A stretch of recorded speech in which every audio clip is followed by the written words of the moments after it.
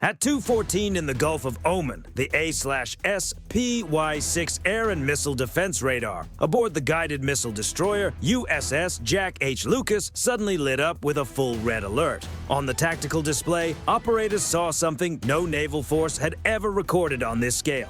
1,024 airborne contacts moving toward the USS Abraham Lincoln Carrier Strike Group from every direction. There had been no warning. The targets appeared almost at once on the radar horizon, less than 50 nautical miles from the fleet.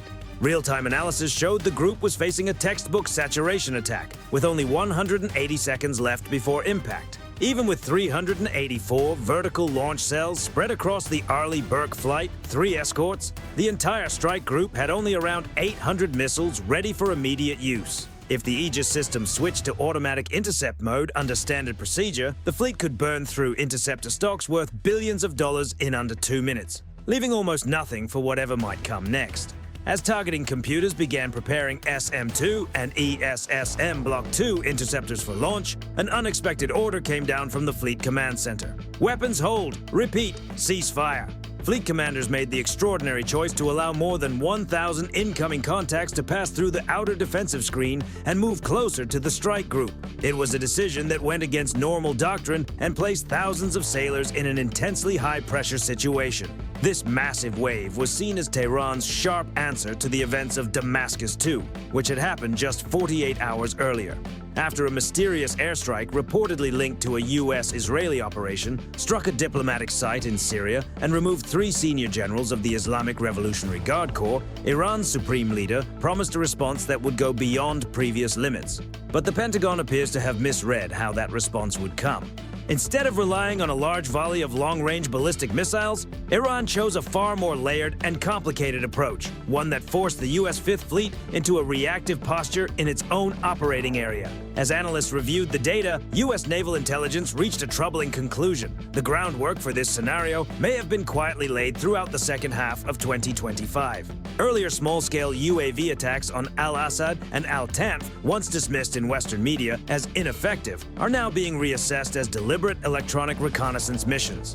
By sacrificing low-cost aircraft, Iran may have triggered U.S. Patriot radar systems on purpose, collecting valuable information about radar coverage, operating frequencies, and most importantly, the low-altitude blind spots in the Aegis defense network.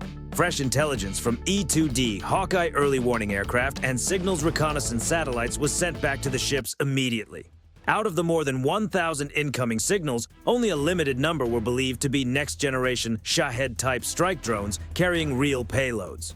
Most of the rest appeared to be decoys, ranging from mylar-coated weather balloons to low-observable radar imitators.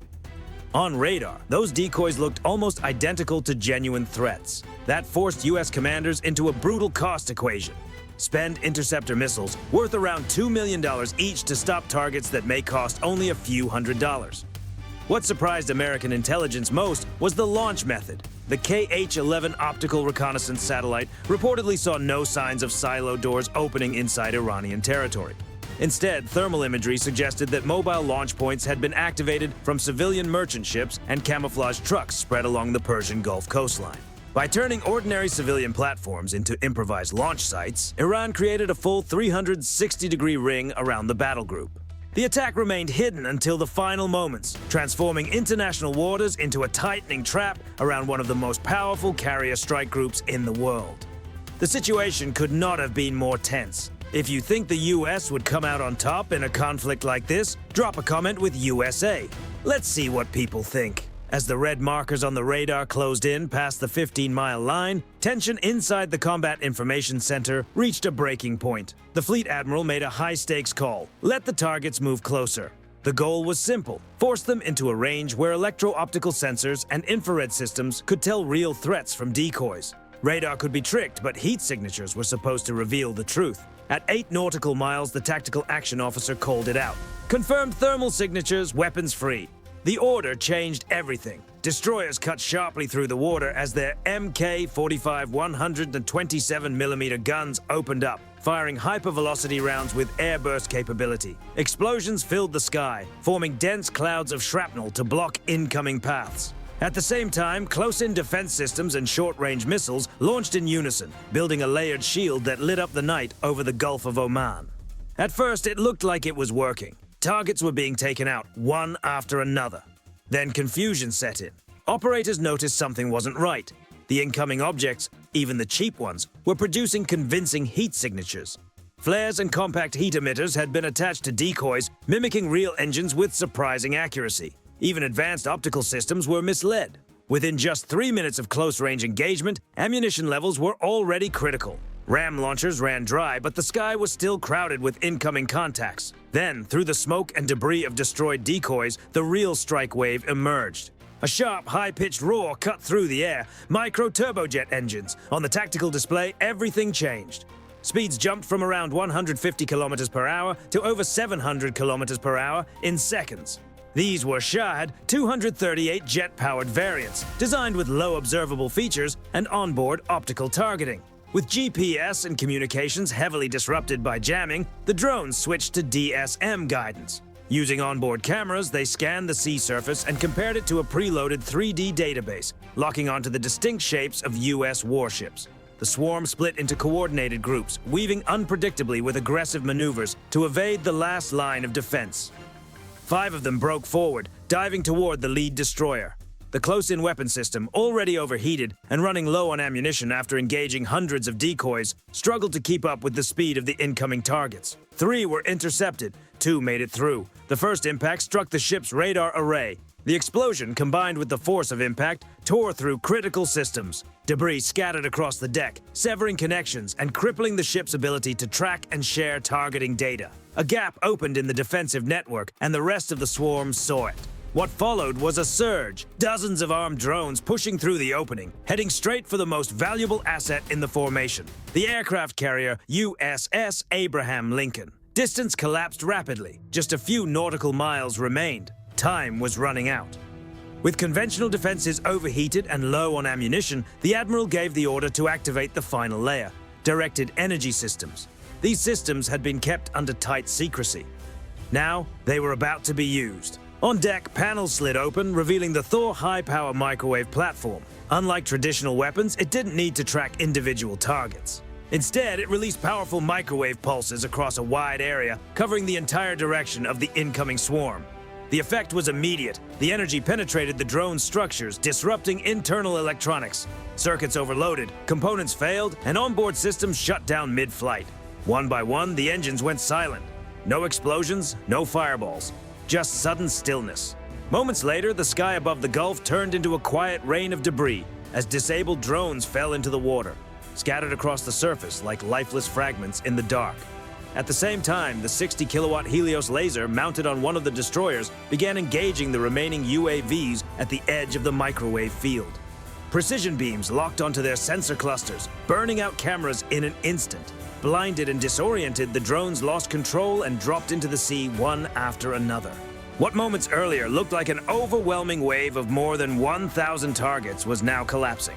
The entire assault had been stopped by an invisible barrier of energy, using only a fraction of the power required for traditional defenses.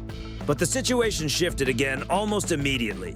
Just as the last contacts disappeared from radar, the U.S. Space Force's SBIRS infrared early warning system triggered its highest level alert. Deep in the Zagros Mountains, 3 bright plumes of heat shot into the night sky. A new phase had begun. Iran had launched its next move, the Fatah II hypersonic missile. Capable of reaching extreme speeds and maneuvering unpredictably through the atmosphere, it was designed to challenge even the most advanced defense systems. With flight time measured in minutes, the pressure on the fleet intensified instantly. The problem was critical. The lead air defense destroyer had already taken heavy damage, its radar systems offline, and high-altitude interceptor stocks were nearly exhausted. If those warheads made it through, the aircraft carrier USS Abraham Lincoln would be in serious danger. Instead of rushing into a last-ditch missile response, U.S. Central Command initiated a highly classified cyber-electronic warfare protocol through its Joint Command Network.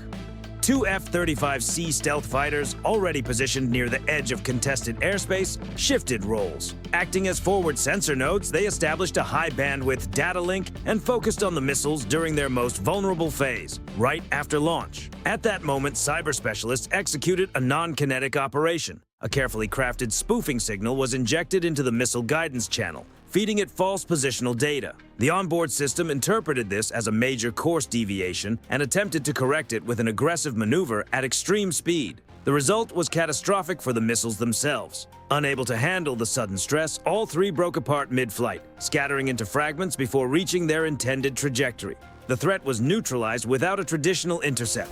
As dawn rose over the Gulf of Oman, the USS Abraham Lincoln remained operational, continuing flight activities as if nothing had happened. But images of a damaged destroyer, its structure scorched and radar array destroyed, quickly spread across global media. Post-action assessments revealed a complex reality. Yes, the fleet had held its ground, but at a cost. Missile reserves were critically low. Advanced capabilities, including directed energy systems and network-centric operations, had now been exposed. And perhaps most striking, a relatively low-cost combination of drones and decoys had managed to strain and partially disable elements of a multi-billion-dollar strike group. It was a clear signal that the rules of modern naval conflict are changing. The outcome highlighted both the potential and the limitations of emerging technologies.